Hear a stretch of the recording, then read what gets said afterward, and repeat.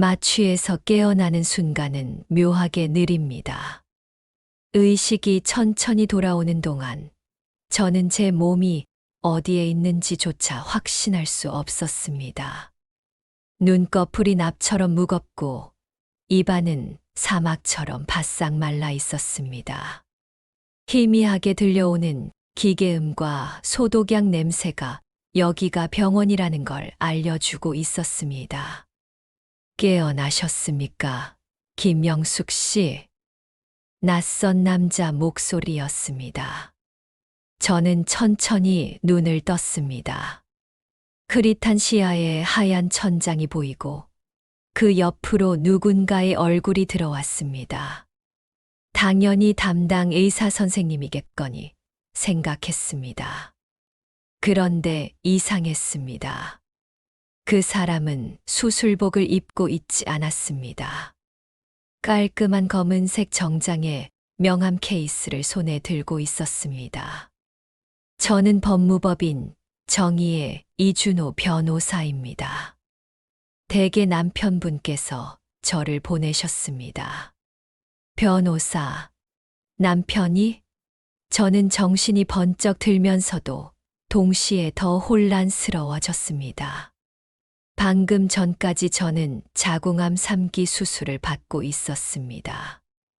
8시간이 넘는 대수술이었습니다. 의사 선생님은 수술 전에 말씀하셨습니다. 힘든 수술이 될 겁니다. 하지만 최선을 다하겠습니다. 그리고 남편 박진수는 제 손을 꼭 잡으며 말했습니다. 여보, 걱정 마. 내가 여기 있을게. 깨어나면 내가 옆에 있을 거야. 그런데 지금 제 옆에 있는 사람은 남편이 아니라 변호사였습니다. 이혼 소송 관련해서 말씀드릴 게 있어서 왔습니다. 남편분께서 이혼 의사를 밝히셨고 법적 절차를 진행하려고 합니다. 귀에서 윙 하는 소리가 났습니다. 이혼, 지금 제가 수술대에서 막 내려온 이 순간에 저는 입술을 떨며 물었습니다. 무슨 소리를 하시는 겁니까? 변호사는 감정 없는 목소리로 서류를 꺼내 들었습니다. 남편분께서는 더 이상 결혼 생활을 유지할 의사가 없으시다고 합니다. 이혼 조정 신청서를 제출하실 예정이고 재산 분할과 위자료 문제도 협의하자고 하셨습니다. 저는 눈물이 핑 돌았습니다. 아니, 이건 말이 안 됩니다. 결혼 28년 저희는 함께 이 집을 일구고 아이를 키우고 서로 의지하며 살아왔습니다. 물론 완벽한 결혼 생활은 아니었습니다. 다툼도 있었고 서로에게 서운한 순간도 많았습니다. 하지만 이렇게 끝낼 수는 없는 일이었습니다. 남편은 어디 있습니까? 그건 저도 모르겠습니다. 다만 제가 전달할 서류가 있어서 왔습니다. 변호사는 침대 옆 테이블 위에 서류 봉투를 놓았습니다. 그 봉투는 묵직하고 차갑게 느껴졌습니다. 마치 제 인생이 그 안에 갇혀 있는 것 같았습니다. 검토하시고 연락 주십시오. 명함도 두고 갑니다. 변호사는 그렇게 말하고는 병실을 나갔습니다.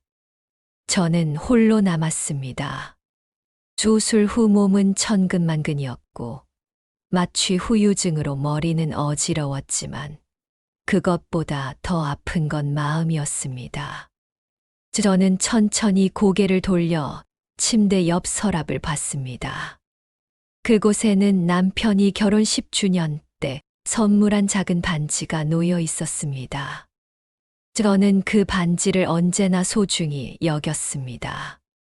비싼 건 아니었지만 그때 남편이 제 손을 잡으며 말했던 게 기억났습니다. 영수가 우리 평생 함께하자. 그런데 지금은 어디로 갔을까요? 그 약속은. 저는 천장을 바라보며 눈물을 흘렸습니다. 복도에서는 간호사들의 발소리가 들렸고, 저 멀리서 누군가의 신음소리가 희미하게 들려왔습니다. 그리고 창문 밖으로는 검은색 승용차 한 대가 병원 주차장에 멈춰 서 있었습니다. 그 차는 왠지 낯설면서도 묘하게 신경 쓰이는 존재였습니다. 저는 김영수, 올해 51살입니다. 평범한 가정주부였고 두 아이의 엄마였으며 한 남자의 아내였습니다. 과거형으로 말하는 게 이상하지만 지금의 제 상황을 생각하면 그렇게 말할 수밖에 없습니다. 23세 남편 박진수를 만났습니다. 그때 저는 작은 회사의 격리사원이었고 남편은 같은 건물의 무역회사에 다니던 평범한 직장인이었습니다. 첫눈에 반한 건 아니었습니다. 엘리베이터에서 몇 번 마주치고 점심시간에 우연히 같은 식당에서 밥을 먹다가 자연스럽게 인사를 나누게 됐습니다. 그렇게 시작된 인연이 연애로, 결혼으로 이어졌습니다. 결혼 초반은 행복했습니다. 좁은 신혼집이었지만 둘이 함께 벽지를 고르고 가구를 들이는 게 즐거웠습니다. 남편은 성실했습니다. 새벽같이 출근해서 밤늦게 돌아왔지만 주말이면 저와 함께 시간을 보내려 애썼습니다. 첫째 딸 수진이가 태어났을 때 남편은 눈물을 글썽이며 제 손을 잡았습니다. 영수가 고생했어. 우리 잘 키우자. 그리고 3년 뒤 아들 민호가 태어났습니다. 저는 회사를 그만두고 전업주부가 됐습니다. 남편의 월급만으로는 빠듯했지만 아이들을 키우는 일이 더 중요하다고 생각했습니다. 저는 아침 일찍 일어나 도시락을 싸고 아이들 학교 준비를 시키고 남편이 출근할 때까지 집안일을 했습니다. 그리고 아이들이 학교에서 돌아오면 숙제를 봐주고 저녁을 차리고 다시 설거지를 하고 그렇게 하루하루가 반복됐습니다. 남편은 점점 바빠졌습니다. 승진을 했고 더 큰 프로젝트를 맡게 됐습니다. 집에 있는 시간이 줄어들었고 대화도 줄어들었습니다. 저는 외로웠지만 참았습니다. 남편이 가족을 위해 고생하는데 내가 투정 부리면 안 되지. 그렇게 스스로를 다독였습니다. 아이들이 중학생, 고등학생이 되면서 교육비가 늘어났습니다. 저는 파트타임으로 일을 시작했습니다. 마트 계산대에서, 식당 주방에서, 때로는 전단지를 돌리며 돈을 벌었습니다. 남편은 그런 저를 대견하게 여기는 것 같았습니다. 하지만 동시에 저를 당연하게 여기는 것 같기도 했습니다. 여보, 오늘 회식이야. 늦을 것 같아. 그 말을 들은 게 몇 번인지 모릅니다. 저는 혼자 밥을 먹고, 혼자 텔레비전을 보고, 혼자 잠들었습니다. 남편이 술 냄새를 풍기며 새벽에 돌아오면 저는 물 한 잔을 건네고 다시 잠자리에 들었습니다. 그러던 어느 날 저는 이상한 걸 발견했습니다.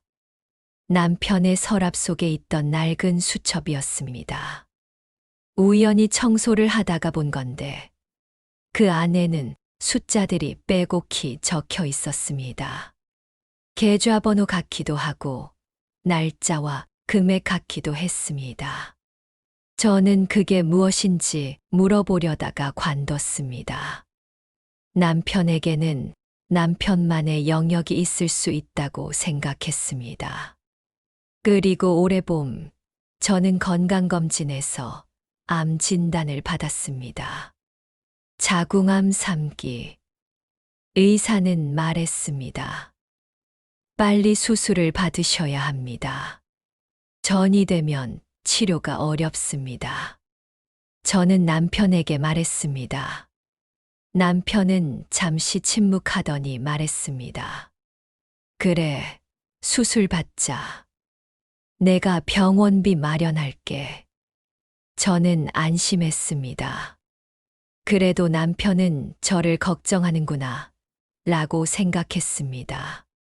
하지만 수술 날이 다가올수록 남편은 이상하게 변했습니다. 눈을 마주치지 않았고 대화를 피했습니다. 그리고 수술 당일 아침 남편은 제 손을 잡으며 말했습니다. 여보, 깨어나면 내가 옆에 있을 거야. 그때 남편의 표정은 묘하게 복잡해 보였습니다. 마치 무언가를 숨기고 있는 것 같았습니다. 그리고 지금 저는 병실 침대에 누워 천장을 바라보고 있습니다. 침대 옆 서랍에는 그 반지가 있고 테이블 위에는 이혼 서류가 놓여 있습니다. 28년의 결혼 생활이 이렇게 한 장의 서류로 끝나는 걸까요? 이튿날 아침, 저는 간신히 몸을 일으켜 세웠습니다. 수술 부위가 욱신거렸고 몸 곳곳이 아팠지만 그것보다 더 아픈 건 마음이었습니다. 저는 남편에게 전화를 걸었습니다. 벨이 몇 번 울리더니 끊겼습니다. 다시 걸었습니다. 또 끊겼습니다. 세 번째 시도 끝에 남편이 받았습니다. 왜? 그 한마디가 칼처럼 날카로웠습니다. 저는 떨리는 목소리로 물었습니다. 여보, 이게 무슨 일이야? 변호사가 왔어. 이혼 얘기를 하던데. 그래, 이혼하자. 남편의 목소리는 담담했습니다. 감정이 없었습니다. 마치 날씨 이야기를 하듯, 저녁 메뉴를 고르듯, 그렇게 무덤덤하게 말했습니다. 왜 갑자기? 갑자기가 아니야. 나는 오래전부터 생각했어. 우리 결혼 생활은 끝났어. 더 이상 의미가 없어. 의미가 없다니. 우리 28년을 함께 살았잖아. 아이들도 있고, 아이들은 다 컸어. 이제 우리가 따로 살아도 상관없어. 저는 눈물이 났습니다. 하지만 울고 싶지 않았습니다. 저는 목소리를 가다듬으며 물었습니다. 다른 여자라도 생긴 거야? 잠시 침묵이 흘렀습니다. 그리고 남편이 말했습니다. 그건 중요하지 않아. 어쨌든 나는 이혼할 거야. 변호사랑 얘기해. 당신이 직접 내 앞에 와서 말해. 전화로 이럴 일이 아니잖아. 병원 가기 싫어. 너 퇴원하면 얘기하자. 남편은 그렇게 말하고는 전화를 끊었습니다. 저는 핸드폰을 손에 쥔 채 멍하니 앉아 있었습니다. 병실 창문 밖으로는 봄볕이 따스하게 내리쬐고 있었지만 제 마음은 한겨울처럼 얼어붙어 있었습니다. 그때 문이 열리며 딸 수진이가 들어왔습니다. 수진이는 올해 27, 결혼한 지 2년 된 며느리입니다. 아니, 이제는 며느리가 아니라 딸이라고 해야 맞겠죠. 수진이는 꽃다발을 들고 들어왔습니다. 엄마, 괜찮으세요? 수진아. 저는 딸을 보자 눈물이 터져 나왔습니다. 수진이는 당황하며 제 곁으로 다가왔습니다. 엄마, 왜 우세요? 수술 잘 끝났잖아요. 의사 선생님이 그러시던데 성공적이었대요. 수진아. 네, 아빠가. 저는 차마 말을 잇지 못했습니다. 수진이는 제 손을 잡으며 물었습니다. 아빠가 왜요? 무슨 일 있어요? 아빠가 이혼하자고 했어. 수진이의 얼굴이 굳었습니다. 그리고 한참을 침묵하더니 조심스럽게 말했습니다. 엄마, 사실은 저도 알고 있었어요. 뭐, 아빠가 몇 달 전부터 이상했어요. 집에도 안 들어오시고, 전화도 잘 안 받으시고. 그리고 지난주에 제가 우연히 아빠를 봤어요. 강남 어느 카페에서. 젊은 여자랑 같이 있더라고요. 저는 숨이 막혔습니다. 다른 여자. 정말로 다른 여자가 있었던 겁니다. 그 여자가 누군데? 잘 모르겠어요. 근데 되게 친해 보였어요. 손도 잡고. 수진이는 말을 흐렸습니다. 저는 고개를 떨구고 눈물을 흘렸습니다. 수진이는 제 등을 쓰다듬으며 말했습니다. 엄마, 울지 마세요. 제가 아빠한테 얘기할게요. 이건 너무 하잖아요. 하지만 저는 알고 있었습니다. 딸이 뭐라고 해도 남편의 마음은 이미 떠났다는 걸. 28년 동안 함께한 시간들, 함께 웃고 울었던 순간들, 그 모든 게 이제는 아무 의미가 없다는 걸. 그날 저녁 아들 민호가 병문안을 왔습니다. 민호는 올해 25, 대학을 졸업하고 취업 준비 중입니다. 민호는 병실에 들어오자마자 물었습니다. 엄마, 아빠한테 무슨 일 있어요? 누나한테 전화 왔는데 이혼 얘기를 하던데. 저는 아들에게도 사실대로 말했습니다. 민호는 화를 냈습니다. 이게 말이 돼요? 엄마가 수술 받고 깨어난 지 하루도 안 됐는데 이혼 얘기를 하다니. 아빠 진짜. 민호는 주먹을 불끈 쥐었습니다. 하지만 저는 아들을 말렸습니다. 민호야, 괜찮아. 아빠도 아빠 나름대로 생각이 있겠지. 무슨 생각이요? 이건 엄마한테 너무 가혹한 거잖아요. 저는 아들의 손을 잡으며 말했습니다. 민호야, 엄마는 괜찮아. 걱정하지 마. 하지만 사실 저는 괜찮지 않았습니다. 전혀 괜찮지 않았습니다. 밤이 되자 병실은 조용해졌고 저는 홀로 어둠 속에 앉아 있었습니다. 그리고 문득 생각했습니다. 남편의 서랍 속에 있던 그 수첩. 그 안의 숫자들. 혹시 그게 무언가와 관련이 있는 걸까요? 퇴원 후 일주일이 지났습니다. 저는 집으로 돌아왔지만 남편은 집에 없었습니다. 짐을 싸서 나갔다고 했습니다. 거실은 텅 비어 있었고 남편이 쓰던 물건들은 모두 사라졌습니다. 옷장에는 제 옷만 남아 있었고 화장대 위에는 남편이 쓰던 시계가 없었습니다. 저는 힘없이 소파에 앉았습니다. 몸은 아직 회복 중이었고 수술 부위가 가끔씩 쑤셨습니다. 하지만 그것보다 더 큰 고통은 마음에서 왔습니다. 저는 핸드폰을 들어 남편에게 문자를 보냈습니다. 여보, 우리 한 번만 만나서 얘기하자. 제발. 하지만 답장은 오지 않았습니다.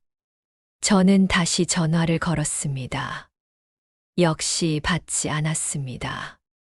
저는 무력감에 빠졌습니다. 며칠 후 남편의 변호사에게서 연락이 왔습니다. 재산 분할 협의를 하자는 내용이었습니다. 저는 처음으로 변호사 사무실을 찾아갔습니다. 깔끔한 사무실, 차가운 형광등 불빛, 그리고 책상 너머로 앉아 있는 변호사. 그는 서류를 펼치며 말했습니다. 남편분께서 제시하신 조건입니다. 아파트는 남편분 명의이니 남편분이 가져가시고 부인께서는 위자료 3천만 원을 받으시는 걸로 하자고 하십니다. 3천만 원. 저는 어이가 없었습니다. 28년 결혼 생활의 값이 고작 3천만 원이라니. 게다가 그 아파트는 제가 파트타임으로 번 돈을 보태서 산 것이었습니다. 명의는 남편이지만 실질적으로는 제 돈도 들어갔습니다. 저도 아파트를 살 권리가 있습니다. 제가 번 돈으로 증빙할 수 있는 자료가 있으십니까? 변호사의 질문에 저는 말문이 막혔습니다. 자료? 저는 파트타임으로 번 돈을 남편 계좌로 보냈습니다. 따로 증빙할 자료가 없었습니다. 변호사는 차갑게 말했습니다.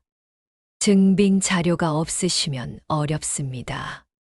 법적으로 아파트는 남편분 소유입니다. 저는 고개를 떨구었습니다. 변호사는 계속해서 말했습니다.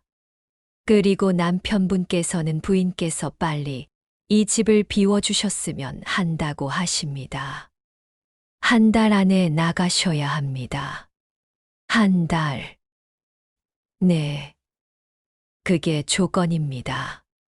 저는 할 말을 잃었습니다. 제가 28년 동안 살았던 집에서 한 달 안에 나가야 한다니. 저는 사무실을 나와 거리를 걸었습니다. 사람들이 분주히 지나갔고 차들이 빠르게 달렸지만 저는 마치 세상과 단절된 것 같았습니다. 집으로 돌아온 저는 남편의 서랍을 열었습니다. 그 수첩을 찾고 싶었습니다. 혹시 그 안에 뭔가 단서가 있을지도 모른다는 생각이 들었습니다. 하지만 서랍은 텅 비어 있었습니다. 남편은 이미 모든 걸 가져간 상태였습니다. 저는 주저앉아 울었습니다. 왜 이렇게 된 걸까요? 저는 무엇을 잘못한 걸까요? 저는 그저 평범한 아내였고, 엄마였고, 가정을 지키려 애썼을 뿐인데, 그때 초인종이 울렸습니다. 저는 눈물을 닦고 문을 열었습니다. 그런데 문 앞에 선 사람은 낯선 여자였습니다. 젊고 예쁜 여자였습니다. 그녀는 저를 보며 미소를 지었습니다. 안녕하세요. 저는 최서연이라고 합니다. 박진수 씨, 약혼녀입니다. 약혼녀. 그 말에 저는 온몸이 얼어붙었습니다. 여자는 계속해서 말했습니다. 저희가 곧 이 집에 들어올 예정이거든요. 그래서 미리 한번 보러 왔어요. 괜찮으시죠? 저는 대답할 수 없었습니다. 그녀는 제 옆을 지나 집 안으로 들어왔습니다. 거실을 둘러보고 방을 살피고 마치 자기 집처럼 행동했습니다. 아, 여기 생각보다 넓네요. 리모델링 좀 하면 괜찮겠어요. 그녀의 말 한마디 한마디가 칼처럼 제 가슴을 찔렀습니다. 저는 참을 수 없어 말했습니다. 나가주세요. 여기는 아직 내 집입니다. 여자는 저를 보며 냉소를 지었습니다. 곧 나가실 거잖아요. 그렇게 예민하게 구시면 안 되죠. 그녀는 그렇게 말하고는 유유히 나갔습니다. 문이 닫히는 소리가 유난히 크게 들렸습니다.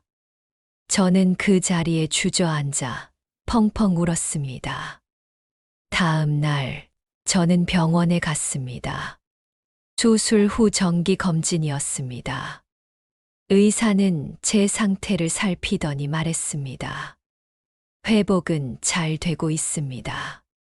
하지만 스트레스를 받으시면 안 됩니다. 면역력이 떨어지면 재발할 수도 있습니다. 저는 고개를 끄덕였지만 스트레스를 안 받을 수가 없었습니다. 이혼, 재산 분할, 그리고 남편의 약혼녀까지. 모든 게 저를 짓눌렀습니다. 병원을 나오는 길에 저는 약국에 들러 진통제를 샀습니다. 수술 부위가 아직 아팠기 때문입니다. 약국 앞에서 우연히 옛 친구를 만났습니다. 고등학교 동창인 정미였습니다. 영수가 오랜만이다. 어쩐 일이야? 저는 정미를 보자 반가우면서도 부끄러웠습니다. 제 처지를 말하기가 창피했습니다. 하지만 정미는 제 얼굴을 보더니 금방 알아챘습니다. 너, 무슨 일 있어? 얼굴이 왜 그래? 저는 참았던 눈물이 또 터져 나왔습니다. 정미는 저를 근처 카페로 데려가 앉혔습니다. 그리고 저는 모든 걸 털어놓았습니다. 암 수술, 남편의 이혼 통보, 약혼녀의 등장까지. 정미는 분노했습니다. 이게 말이 돼. 너 수술 받고 깨어났는데 변호사를 보냈다고. 그리고 벌써 약혼녀가 있다고. 응. 그래. 영수가, 이건 너무해. 넌 변호사 선임해야 해. 그냥 당하고만 있으면 안 돼. 정미의 말이 맞았습니다. 하지만 저는 변호사 비용이 없었습니다. 제 통장에는 몇백만 원밖에 남지 않았습니다. 정미는 제 손을 잡으며 말했습니다. 내가 아는 변호사 있어. 무료 상담해 주는 곳이야. 거기 한번 가봐. 저는 고개를 끄덕였습니다. 정미는 명함을 하나 꺼내 제게 건넸습니다. 법률구조공단이라고 적혀 있었습니다. 일주일 후, 저는 법률구조공단을 찾아갔습니다. 상담을 맡은 변호사는 젊은 여성이었습니다. 그녀는 제 이야기를 들으며 고개를 끄덕였습니다. 남편분이 일방적으로 이혼을 요구하는 상황이군요. 그리고 재산 분할도 불공정하고요. 네. 저는 어떻게 해야 할까요? 일단 재산 분할 소송을 준비해야 합니다. 부인께서 파트타임으로 번 돈이 아파트 구입에 들어갔다면 그것도 재산 분할의 대상이 될 수 있습니다. 증거를 모으셔야 해요. 증거요? 은행 내역서, 송금 기록, 뭐든지요. 그리고 남편분이 외도를 했다면 그것도 유책 배우자로 인정될 수 있습니다. 저는 희망이 생겼습니다. 하지만 동시에 두려웠습니다. 남편과 법정에서 싸운다는 게 28년 부부가 이렇게까지 해야 한다는 게 슬펐습니다. 집으로 돌아온 저는 컴퓨터를 켰습니다. 그리고 남편 명의로 된 인터넷 뱅킹에 접속했습니다. 비밀번호는 알고 있었습니다. 결혼 기념일이었습니다. 로그인에 성공했고 저는 거래 내역을 살펴봤습니다. 그런데 이상한 게 보였습니다. 남편 계좌에서 매달 일정 금액이 다른 계좌로 이체되고 있었습니다. 금액은 적지 않았습니다. 매달 200만 원씩 지난 2년 동안 계속됐습니다. 저는 그 계좌 번호를 메모했습니다. 그리고 문득 생각났습니다. 남편의 서랍에 있던 그 수첩. 거기 적혀 있던 숫자가 혹시 이 계좌 번호가 아닐까? 저는 더 깊이 조사했습니다. 그리고 놀라운 걸 발견했습니다. 남편은 제 몰래 다른 계좌를 하나 더 만들어 놓았습니다. 그 계좌에는 상당한 금액이 들어 있었습니다. 거의 1억 원에 가까운 돈이었습니다. 저는 온몸이 떨렸습니다. 남편은 저 몰래 돈을 숨기고 있었던 겁니다. 재산 분할을 피하기 위해서였을까요? 아니면 새로운 여자와의 생활을 준비하기 위해서였을까요? 저는 이 내역을 프린트했습니다. 그리고 변호사에게 보낼 준비를 했습니다. 이건 중요한 증거였습니다. 하지만 그날 밤 저는 악몽을 꿨습니다. 남편이 제 목을 조르는 꿈이었습니다. 내가 뭘 안다고 그래? 내가 뭘 안다고? 남편의 목소리가 귓가에 맴돌았습니다. 저는 식은땀을 흘리며 깨어났습니다. 창문 밖을 보니 그 검은색 승용차가 또 서 있었습니다. 병원 주차장에서 봤던 그 차와 똑같았습니다. 저는 불안했습니다. 누군가 저를 감시하고 있는 걸까요? 한 달이 지났습니다. 저는 여전히 집에 있었지만 남편 측에서는 계속 압박을 해왔습니다. 변호사를 통해 퇴거 명령이 떨어졌고 법원에서 강제 집행을 하겠다는 통보까지 왔습니다.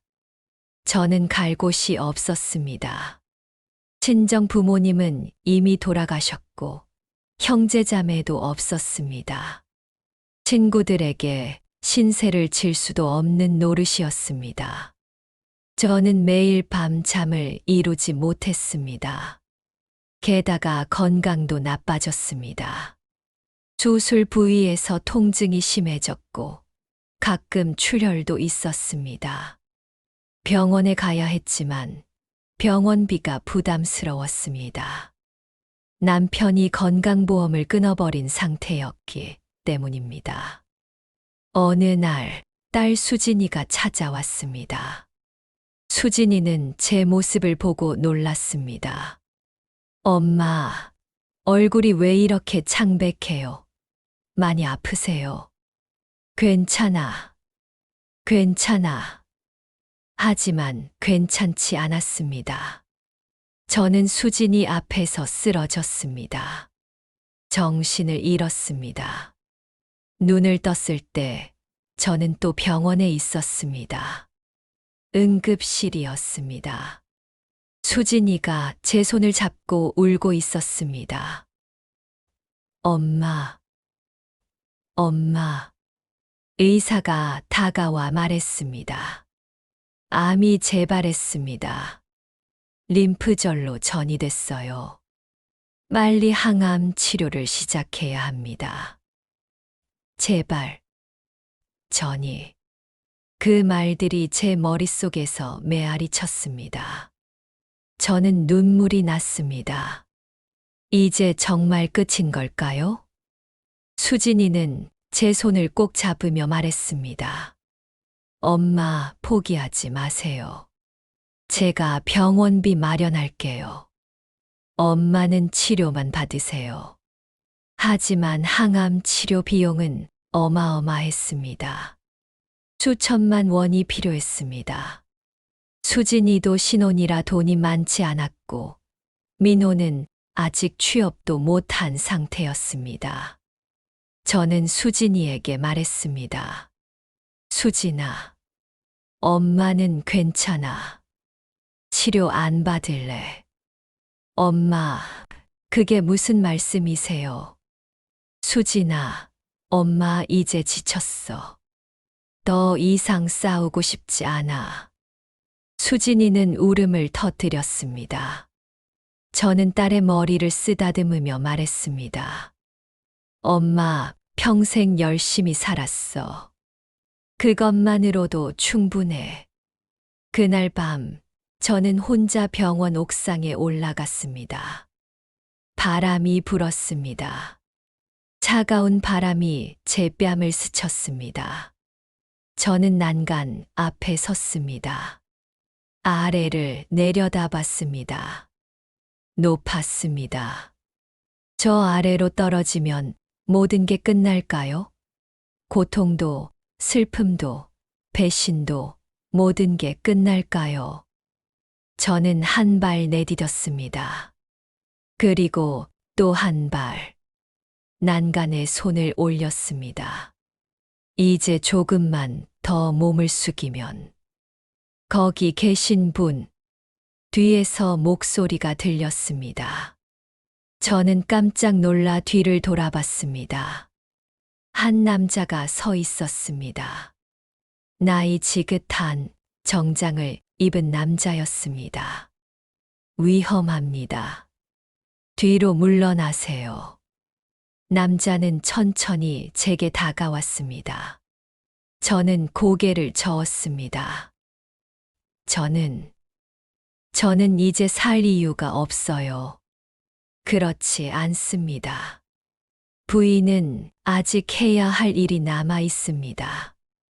남자의 말에 저는 멈칫했습니다. 해야 할 일? 저를 따라오시겠습니까? 남자는 손을 내밀었습니다. 저는 그 손을 바라봤습니다. 따뜻해 보였습니다. 저는 주저하다가 그의 손을 잡았습니다.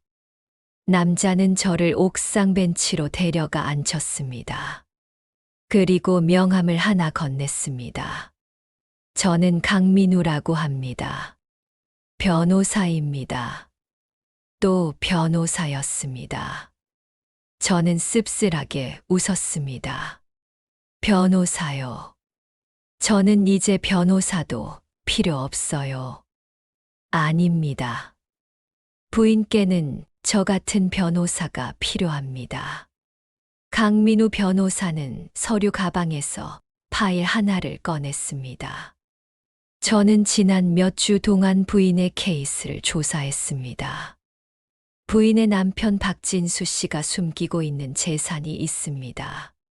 그리고 그가 범한 불법 행위들도 있습니다. 저는 눈을 크게 떴습니다. 무슨 말씀이세요? 박진수 씨는 회사 돈을 횡령했습니다. 그리고 그 돈을 비밀 계좌에 숨겨두었습니다.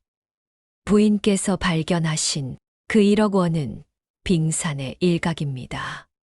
실제로는 훨씬 더 많은 돈이 있습니다. 저는 숨이 막혔습니다. 횡령. 어떻게 그걸 아세요? 저는 박진수 씨가 다니는 회사에 내부 고발을 받았습니다.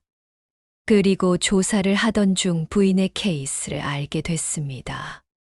부인은 피해자입니다. 강 변호사는 계속해서 말했습니다. 그리고 박진수 씨가 만나고 있는 여자 최서연. 그녀도 공범입니다.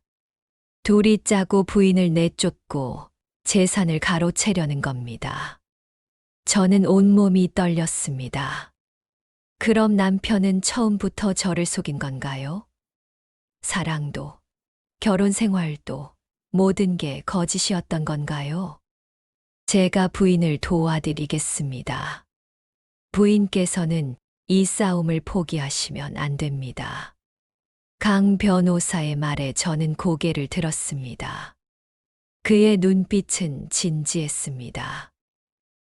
왜 저를 도와주시려는 건가요? 저도 한때 부인처럼 배신당한 적이 있습니다. 그때 저는 아무도 도와주지 않았습니다. 그래서 저는 다짐했습니다. 앞으로는 부인 같은 분들을 도와야겠다고 저는 눈물이 났습니다. 하지만 이번에는 슬픔의 눈물이 아니었습니다. 희망의 눈물이었습니다. 감사합니다. 천천히 회복하세요. 그리고 힘을 내세요. 우리는 이길 겁니다. 그날 밤 저는 병실로 돌아왔습니다. 수진이는 여전히 제 옆을 지키고 있었습니다. 저는 딸의 손을 잡으며 말했습니다. 수진아, 엄마 이제 포기 안 할래. 엄마 끝까지 싸울 거야. 수진이는 놀라며 저를 봤습니다. 그리고 활짝 웃었습니다. 엄마. 저는 창문 밖을 봤습니다. 그 검은색 승용차가 또 서 있었습니다. 하지만 이제는 두렵지 않았습니다. 오히려 궁금했습니다. 저 차는 누구의 것일까? 혹시 강민우 변호사와 관련이 있는 걸까? 강민우 변호사는 약속대로 저를 도와주기 시작했습니다. 그는 박진수의 회사 내부 자료를 확보했고 횡령의 증거들을 모았습니다. 그리고 저에게 보여줬습니다. 보세요. 이게 박진수 씨가 횡령한 금액입니다. 총 5억 원이 넘습니다. 서류에는 상세한 거래 내역이 적혀 있었습니다. 남편은 지난 5년 동안 회사 돈을 조금씩 빼돌렸습니다. 그리고 그 돈을 여러 계좌에 분산해서 숨겨두었습니다. 그럼 그 돈은 어디에 있나요? 일부는 부동산에 투자됐습니다. 최서연 명의로 된 오피스텔이 3개 있습니다. 그리고 나머지는 해외 계좌에 있습니다. 저는 충격을 받았습니다. 남편은 저와 함께 사는 동안 제가 파트타임으로 번 푼돈을 아끼며 생활할 때 몰래 이런 일을 저지르고 있었던 겁니다. 그리고 이걸 보세요. 강 변호사는 또 다른 서류를 꺼냈습니다. 결혼 반지 사진이었습니다. 제가 침대 옆 서랍에 보관하고 있던 그 반지였습니다. 이 반지에 대해 아시나요? 네. 남편이 결혼 10주년 때 준 거예요. 이 반지는 사실 남편의 어머니, 그러니까 시어머님의 유품입니다. 저는 놀랐습니다. 시어머님은 제가 결혼하기 전에 돌아가셨습니다. 저는 시어머님을 직접 뵌 적이 없었습니다. 시어머님께서는 생전에 상당한 재산을 갖고 계셨습니다. 그리고 유언장을 남기셨습니다. 이 반지를 받는 사람이 재산의 절반을 상속받는다는 내용이었습니다. 뭐라고요? 그러니까 부인께서 이 반지를 갖고 계시다는 건 부인이 시어머님의 재산을 상속받을 권리가 있다는 겁니다. 저는 입을 다물지 못했습니다. 그럼 남편은 이 사실을 알고 있었던 건가요? 그래서 제게 반지를 준 건가요? 박진수 씨는 이 사실을 숨겼습니다. 어머니의 재산을 혼자 가로채기 위해서였습니다. 하지만 법적으로 부인께서는 이 반지를 근거로 상속권을 주장할 수 있습니다. 저는 떨리는 손으로 반지를 만졌습니다. 이 작은 반지가 이런 의미를 갖고 있었다니. 그리고 한 가지 더 있습니다. 강 변호사는 사진 한 장을 꺼냈습니다. 남편의 서랍에 있던 그 수첩 사진이었습니다. 어떻게 이걸? 부인께서 인터넷 뱅킹을 조회하실 때 컴퓨터에 임시 파일이 남았습니다. 그리고 그 안에 이 수첩에 메모가 있었습니다. 제가 복구했습니다. 수첩에는 계좌번호, 비밀번호, 그리고 부동산 정보가 빼곡히 적혀 있었습니다. 이게 바로 박진수 씨가 숨긴 재산의 목록입니다. 이걸로 우리는 재산 분할 소송에서 이길 수 있습니다. 저는 믿을 수 없었습니다. 이 모든 게 사실이라니. 그런데 변호사님, 그 검은색 승용차는 뭔가요? 저를 계속 따라다니던 강 변호사는 미소를 지었습니다. 그건 제 조사팀입니다. 부인을 보호하고 박진수 씨의 움직임을 감시하기 위해서였습니다. 걱정하지 마세요. 저는 안도의 한숨을 쉬었습니다. 그 차가 적이 아니라 아군이었다니. 이제 우리는 반격할 준비가 됐습니다. 부인, 준비되셨습니까? 저는 고개를 끄덕였습니다. 이제는 두렵지 않았습니다. 이제는 제가 공격할 차례였습니다. 일주일 후 법정이 열렸습니다. 저는 떨리는 마음으로 법정에 들어섰습니다. 남편 박진수가 저 건너편에 앉아 있었습니다. 그리고 그 옆에는 최서연이 있었습니다. 판사가 들어왔고 재판이 시작됐습니다. 남편 측 변호사가 먼저 말했습니다. 원고 박진수 씨는 결혼 생활이 파탄에 이르렀다고 주장하며 이혼을 요구합니다. 재산 분할은 법정 기준에 따라 진행하되 피고 김영숙 씨에게는 위자료 3천만 원을 지급하는 것으로 합의를 제안합니다. 그때 강민우 변호사가 일어섰습니다. 재판장님, 저희는 이 합의안을 받아들일 수 없습니다. 그리고 원고 박진수 씨가 숨기고 있는 중대한 사실들이 있습니다. 강 변호사는 서류들을 제출했습니다. 횡령 증거, 비밀 계좌 내역, 부동산 등기부 등본, 그리고 시어머니의 유언장. 법정이 술렁였습니다. 남편의 얼굴이 창백해졌습니다. 최서연은 당황한 표정으로 남편을 쳐다봤습니다. 원고는 회사 자금을 횡령했으며 그 돈을 최서연 씨 명의로 된 부동산에 투자했습니다. 이는 명백한 범죄 행위입니다. 그리고 원고는 어머니의 유산을 피고에게 숨기고 독차지했습니다. 이 반지는 고 박정희 여사가 며느리에게 물려준 유품으로 상속 재산의 절반을 받을 권리를 상징합니다. 판사는 서류들을 살펴봤습니다. 그리고 남편에게 물었습니다. 원고, 이 주장에 대해 반론하시겠습니까? 남편은 입을 열지 못했습니다.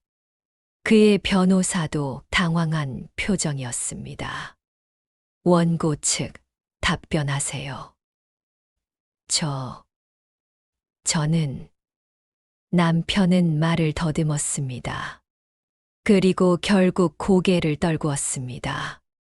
판사는 말했습니다. 이 사건은 추가 조사가 필요해 보입니다. 원고의 횡령 혐의에 대해서는 검찰에 통보하겠습니다. 그리고 재산 분할건은 모든 재산을 명확히 파악한 후 다시 심리하겠습니다. 다음 공판은 한 달 후입니다. 법정이 끝나고 저는 복도로 나왔습니다. 남편이 저를 따라왔습니다. 영수가. 저는 남편을 돌아봤습니다. 남편의 눈에는 눈물이 맺혀 있었습니다. 미안해. 정말 미안해. 하지만 저는 차갑게 말했습니다. 이제 늦었어요. 당신은 28년 동안 저를 속였어요. 그 시간을 되돌릴 수는 없어요. 저는 그렇게 말하고 걸어갔습니다. 뒤에서 남편이 무너지는 소리가 들렸지만 저는 돌아보지 않았습니다. 한 달이 지났습니다. 그동안 많은 일이 있었습니다. 검찰이 남편을 조사했고 횡령 혐의가 확실해졌습니다. 남편은 구속됐고 회사에서도 해고됐습니다. 최서연도 공범으로 조사를 받게 됐습니다. 그리고 시어머니의 유산 문제도 해결됐습니다. 법원은 제가 반지를 받은 정당한 상속인임을 인정했습니다. 시어머니가 남긴 재산은 약 10억 원이었고 그중 절반인 5억 원이 제 몫이었습니다. 저는 믿을 수 없었습니다. 제가 평생 가난하게 살았던 제가 이제 이런 재산을 갖게 되다니. 강민우 변호사는 말했습니다. 부인 축하드립니다. 부인께서는 이제 경제적으로 자유로워지셨습니다. 저는 눈물을 흘렸습니다. 하지만 이번에는 기쁨의 눈물이었습니다. 감사합니다, 변호사님. 변호사님이 아니었다면. 아닙니다. 부인께서 포기하지 않으셨기 때문입니다. 그리고 항암 치료도 시작됐습니다. 이제는 돈 걱정 없이 최고의 치료를 받을 수 있었습니다. 의사는 말했습니다. 다행히 조기에 발견해서 치료 효과가 좋습니다. 잘 이겨내실 수 있을 겁니다. 저는 희망을 가졌습니다. 이제 저는 다시 살 이유가 생겼습니다. 두 번째 공판이 열렸습니다. 이번에는 남편이 직접 증언대에 섰습니다. 그는 초췌해 보였습니다. 판사가 물었습니다. 원고, 피고에게 하실 말씀이 있습니까? 남편은 저를 바라봤습니다. 그리고 떨리는 목소리로 말했습니다. 영수가, 정말 미안해. 나는 욕심이 많았어. 회사에서 인정받고 싶었고, 돈을 많이 벌고 싶었어. 그러다 보니 잘못된 길로 들어섰어. 처음에는 조금만 빌린다는 생각이었는데, 그게 점점 커졌어. 남편은 눈물을 흘렸습니다. 그리고 서연이를 만났어. 그녀는 나를 인정해줬어. 나를 능력 있는 사람으로 봐줬어. 나는 그게 좋았어. 하지만 이제 알았어. 그녀는 내 돈만 원했다는 걸. 진짜 나를 사랑한 건 너뿐이었다는 걸. 저는 남편을 바라봤습니다. 한때 사랑했던 남자. 28년을 함께한 남자. 하지만 이제는 남이나 다름없는 사람. 미안해, 영수가. 진심으로 미안해. 판사는 판결문을 낭독했습니다. 재산 분할건에 대하여 판결합니다. 원고 박진수는 피고 김영숙에게 아파트를 포함한 혼인 중 형성된 재산의 70%를 지급하라. 또한 위자료 1억 원을 지급하라. 그리고 시어머니 유산 관련하여 피고 김영숙이 적법한 상속인임을 인정하며 원고가 불법으로 취득한 유산 5억 원을 피고에게 반환하라. 법정이 술렁였습니다. 남편은 고개를 떨구었고 최서연은 분노한 표정으로 법정을 나갔습니다. 저는 자리에서 일어났습니다. 그리고 남편을 마지막으로 바라봤습니다. 당신과의 28년 모두 나쁜 기억만은 아니었어요. 좋았던 순간도 분명 있었어요. 하지만 당신은 그 모든 걸 배신했어요. 이제 우리는 정말 끝이에요. 저는 법정을 나왔습니다. 밖에는 햇살이 따뜻하게 내리쬐고 있었습니다. 수진이와 민호가 저를 기다리고 있었습니다. 엄마. 아이들이 달려와 저를 안았습니다. 저는 아이들을 꼭 껴안으며 말했습니다. 엄마, 이제 괜찮아. 우리 이제 잘 살 수 있어. 며칠 후, 저는 그 아파트를 정리했습니다. 28년을 살았던 집. 추억이 많은 곳이었지만, 이제는 떠날 때가 됐습니다. 짐을 정리하다가 오래된 앨범을 발견했습니다. 결혼식 사진, 아이들 돌잔치 사진, 가족 여행 사진들이 가득했습니다. 저는 한참을 사진을 들여다봤습니다. 사진 속의 저희는 행복해 보였습니다. 정말로 행복했을까요? 아니면 행복한 척했던 걸까요? 저는 앨범을 덮었습니다. 과거는 과거일 뿐입니다. 이제는 미래를 봐야 할 때입니다. 강민우 변호사가 찾아왔습니다. 그는 서류 가방을 들고 있었습니다. 부인, 모든 서류 처리가 끝났습니다. 이제 재산 이전도 완료됐고, 아파트 명의도 부인 앞으로 바뀌었습니다. 감사합니다, 변호사님. 정말 감사합니다. 강 변호사는 미소를 지었습니다. 그리고 한 가지 더 드릴 말씀이 있습니다.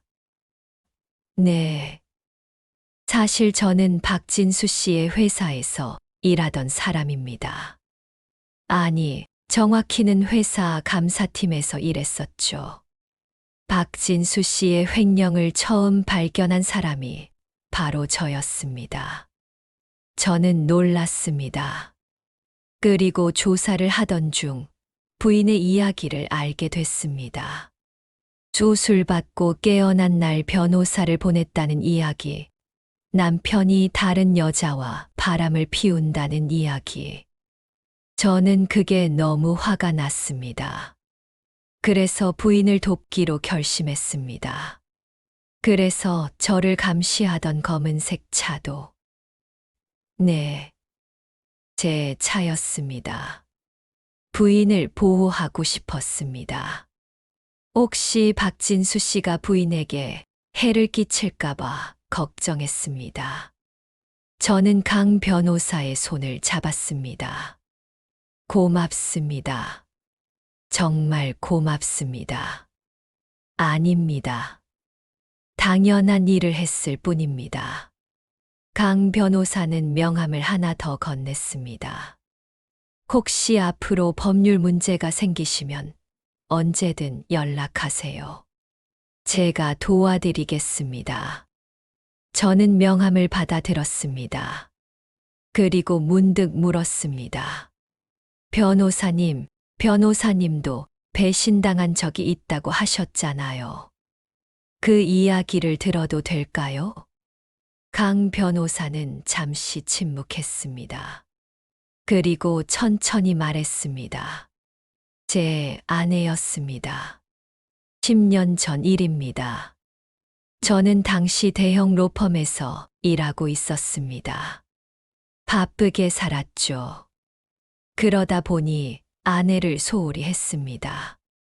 그리고 아내는 다른 남자를 만났습니다. 저는 그 사실을 뒤늦게 알았습니다. 이혼 서류를 받았을 때 저는 세상이 무너지는 것 같았습니다. 저는 강 변호사의 눈을 봤습니다. 그의 눈에는 슬픔이 어려 있었습니다. 하지만 저는 포기하지 않았습니다. 다시 일어섰습니다. 그리고 다짐했습니다. 앞으로는 부인처럼 억울한 일을 당한 사람들을 돕겠다고. 그게 제가 살아가는 이유가 됐습니다. 저는 고개를 끄덕였습니다. 우리는 서로 다른 길을 걸어왔지만 비슷한 아픔을 겪었습니다. 부인, 힘내세요. 부인의 인생은 이제부터 시작입니다. 강 변호사는 그렇게 말하고 떠났습니다. 저는 창문 밖을 봤습니다. 저 멀리 검은색 승용차가 천천히 사라지고 있었습니다. 그날 저녁, 저는 새 집으로 이사했습니다. 작지만 아늑한 아파트였습니다.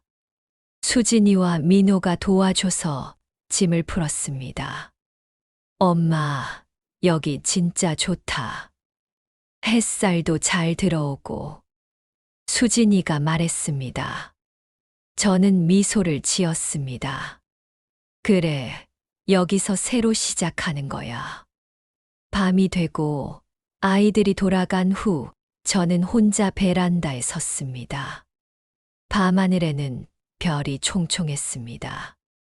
저는 시어머니께서 주신 그 반지를 꺼내 들었습니다. 작은 반지였지만 이 반지가 제 인생을 바꿨습니다. 어머님, 감사합니다.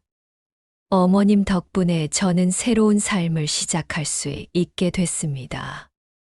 저는 반지를 손가락에 끼웠습니다. 그리고 다짐했습니다. 이제 저는 제 인생의 주인공으로 살겠다고. 1년이 지났습니다. 많은 것이 달라졌습니다. 항암 치료는 성공적이었습니다. 의사는 말했습니다. 완치됐습니다. 축하드립니다. 저는 울었습니다. 이번에는 기쁨의 눈물이었습니다. 박진수는 횡령 혐의로 징역 3년을 선고받았습니다. 지금은 교도소에 있습니다. 가끔 수진이가 면회를 간다고 합니다.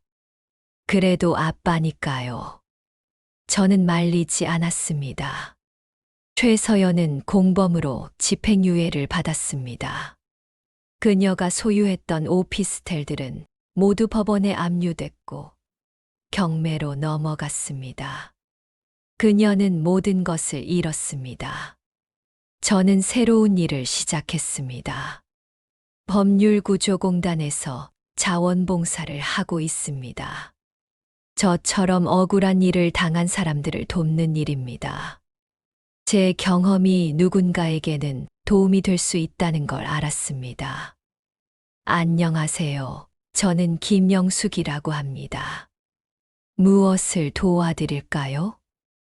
상담실에 들어오는 사람들은 대부분 지쳐 있습니다. 절망에 빠져 있습니다. 저는 그들에게 말합니다. 포기하지 마세요. 저도 한때 여러분처럼 절망했습니다. 하지만 다시 일어섰습니다. 여러분도 할 수 있습니다. 그리고 제 이야기를 들려줍니다. 수술 후 변호사를 만났던 일, 남편의 배신, 그리고 반지를 통해 찾은 진실. 사람들은 제 이야기를 듣고 용기를 얻습니다. 정말 가능한 일인가요? 네, 가능합니다. 저도 했습니다. 어느 날 강민우 변호사가 법률구조공단을 찾아왔습니다. 그는 저를 보고 환하게 웃었습니다. 부인, 아니, 이제 선생님이라고 불러야겠네요. 잘 지내시죠? 네, 변호사님. 덕분에 잘 지내고 있어요. 우리는 카페에 앉아 커피를 마셨습니다. 강 변호사는 말했습니다. 선생님께서 이렇게 봉사활동을 하신다니 정말 존경스럽습니다. 아니에요. 제가 받은 도움을 다른 사람들에게 돌려주고 싶었어요. 강 변호사는 고개를 끄덕였습니다. 선생님 같은 분이 더 많아져야 세상이 좋아질 겁니다.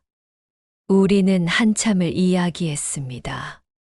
그러다 문득 강 변호사가 물었습니다. 선생님, 박진수 씨를 용서하셨나요? 저는 잠시 생각했습니다. 용서, 쉬운 단어가 아니었습니다. 완전히 용서했다고는 할 수 없어요. 하지만 이제는 미워하지 않아요. 그 사람도 자기 나름대로 힘들었을 거예요. 욕심 때문에 잘못된 선택을 했지만 그것도 인간이니까요.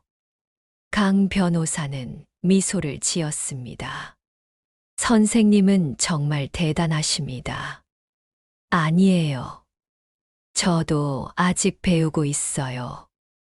어떻게 용서하는지, 어떻게 다시 사랑하는지. 그날 저녁 저는 수진이 민호와 함께 저녁을 먹었습니다. 민호는 최근에 취업에 성공했습니다. 좋은 회사에 들어갔습니다. 엄마, 제 첫 월급 받았어요. 이거 받으세요. 민호가 봉투를 건넸습니다. 저는 봉투를 열어보지 않고 다시 민호에게 돌려줬습니다. 민호야, 고맙지만 괜찮아. 엄마는 이제 충분해. 내가 쓰렴. 하지만 내 미래를 위해 저축해. 엄마는 내가 잘 사는 게 제일 기쁘단다. 수진이도 말했습니다. 엄마, 정말 괜찮으세요? 건강은요? 응, 완전히 나았어. 이제 걱정하지 마. 저는 아이들을 바라봤습니다. 이 아이들이 제 희망입니다. 이 아이들 때문에 저는 포기하지 않았습니다. 엄마가 너희한테 하고 싶은 말이 있어. 아이들이 저를 봤습니다. 인생은 예측할 수 없어. 언제 어떤 일이 일어날지 몰라. 하지만 중요한 건 포기하지 않는 거야. 엄마도 죽고 싶을 만큼 힘들었어. 하지만 포기하지 않았어.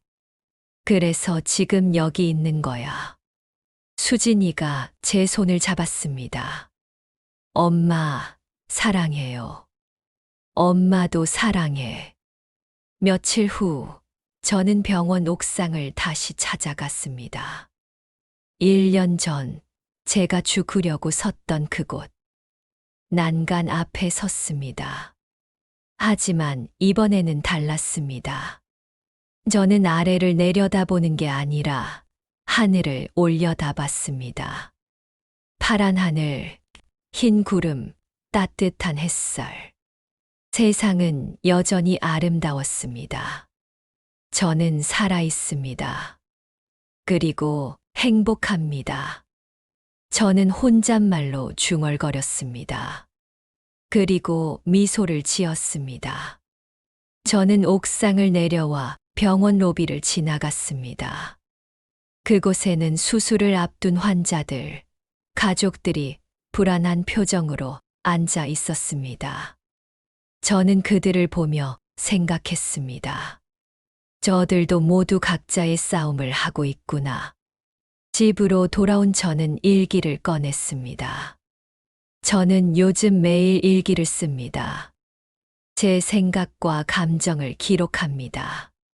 오늘의 일기. 저는 오늘도 감사했습니다. 건강하게 살아있는 것, 사랑하는 아이들이 있는 것, 그리고 다시 시작할 수 있는 용기가 있는 것. 모든 게 감사합니다. 저는 펜을 놓고 창밖을 봤습니다. 저녁 노을이 아름다웠습니다. 하늘이 붉게 물들고 있었습니다. 그리고 저는 깨달았습니다. 인생은 한 번의 배신으로 끝나지 않는다는 것을. 쓰러져도 다시 일어설 수 있다는 것을. 그리고 가장 어두운 밤이 지나면 반드시 아침이 온다는 것을. 저는 이제 압니다. 시어머니께서 왜 저에게 그 반지를 주셨는지. 그건 단순한 유산이 아니었습니다. 그건 메시지였습니다. 포기하지 마라. 내게는 가치가 있다. 내게는 권리가 있다. 시어머니는 생전에 한 번도 뵙지 못했지만 그분은 저를 지켜주셨습니다. 며칠 후 법률구조공단에서 강연 요청이 왔습니다. 제 이야기를 더 많은 사람들에게 들려달라는 것이었습니다. 저는 망설였습니다. 제 아픈 과거를 대중 앞에서 말하는 게 쉽지 않았습니다. 하지만 강민우 변호사가 말했습니다. 선생님의 이야기는 많은 사람들에게 희망이 될 겁니다. 용기를 내세요. 저는 고개를 끄덕였습니다.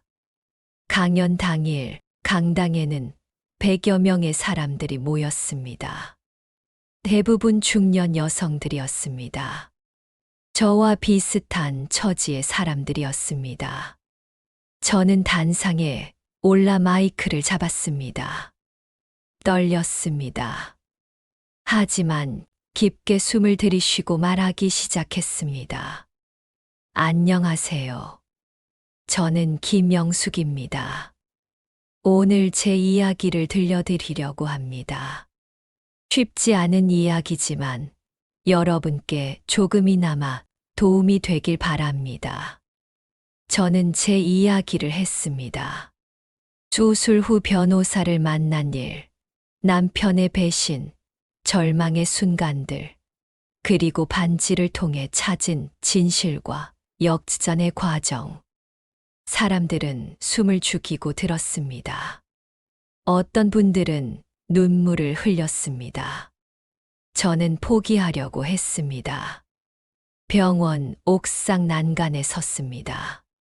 한 발만 더 내디디면 모든 게 끝날 거라고 생각했습니다. 하지만 저는 그 한 발을 내딛지 않았습니다. 왜냐하면 저에게는 아직 해야 할 일이 남아 있었기 때문입니다. 저는 청중을 둘러봤습니다. 여러분도 마찬가지입니다. 여러분에게도 해야 할 일이 있습니다. 포기하지 마세요. 반드시 길이 있습니다. 제가 그랬던 것처럼 여러분도 할 수 있습니다.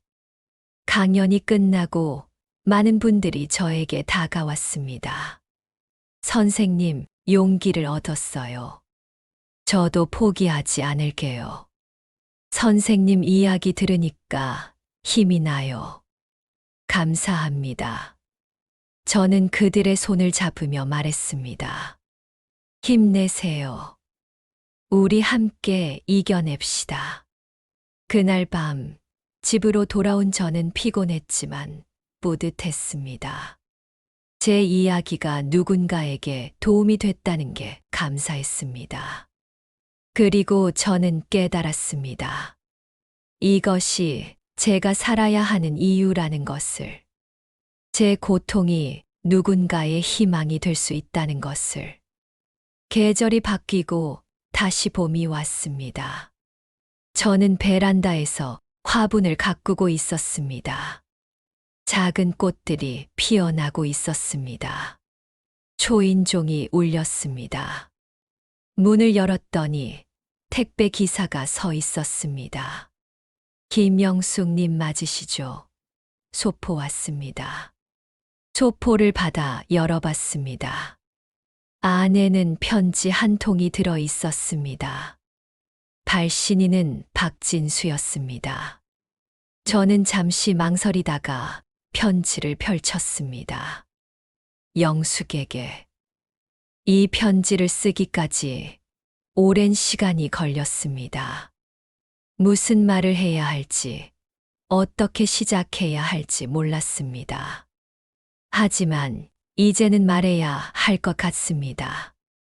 미안합니다. 진심으로 미안합니다. 당신에게 한 모든 일들이 후회됩니다. 28년 동안 당신이 얼마나 힘들었을지 이제야 알 것 같습니다. 교도소에 있으면서 많은 생각을 했습니다. 내가 왜 그런 선택을 했는지, 왜 당신을 배신했는지. 답은 간단했습니다. 나는 욕심이 많았고 비겁했습니다. 당신은 강한 사람입니다. 나보다 훨씬 강합니다. 당신이 다시 일어선 것을 알았습니다. 봉사 활동을 하고 사람들을 돕는다는 것도 들었습니다. 나는 자랑스럽습니다. 그리고 부끄럽습니다. 용서를 바라지는 않습니다. 나는 용서받을 자격이 없습니다. 다만 이것만은 알아주세요. 당신과 함께한 28년이 모두 거짓은 아니었습니다. 분명 행복했던 순간도 있었습니다. 그 순간들만큼은 진심이었습니다. 행복하세요, 영수. 당신은 행복할 자격이 있습니다. 박진수. 저는 편지를 다 읽고 한참을 가만히 앉아 있었습니다. 눈물이 났습니다. 분노도 슬픔도 아닌 복잡한 감정이었습니다. 저는 편지를 접어 서랍에 넣었습니다. 그리고 창밖을 봤습니다. 봄꽃이 만발해 있었습니다. 저는 혼잣말로 중얼거렸습니다. 잘 지내세요, 박진수 씨. 당신도 행복하길 바랍니다.